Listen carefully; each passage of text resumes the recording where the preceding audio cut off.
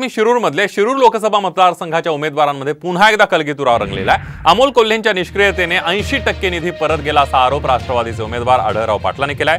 तर निधी परत गेल्याचे पुरावे द्या, अन्यथा लोकसभेच्या रिंगणातून बाहेर पडा असं प्रतिआव्हान अमोल कोल्हेंनी दिलंय।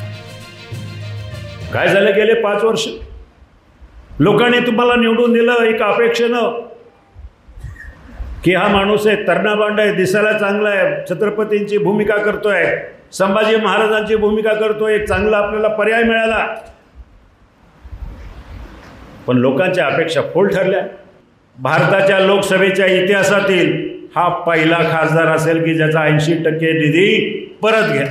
माजी खासदारांना जो 3.5 कोटी रुपयांचा निधी वापरता आला नव्हता, माझा खासदार निधी वापरून तोही 3.5 कोटी रुपयांचा निधी मी मतदारसंघासाठी वापरलेला आहे। त्यामुळे माजी खासदारांनी कुठेतरी पुरावे घेऊन बोलावं। आणि मग आता मी माजी खासदारांना हेच आव्हान देतो, 80% निधी परत गेला हे जर खोटं असेल तर माजी खासदारांनी जाहीर माफी मागावी। ही जनतेची ते दिशाभूल करतायत आणि मग त्यांनी निवडणुकीच्या रिंगणातून बाहेर पडावं का?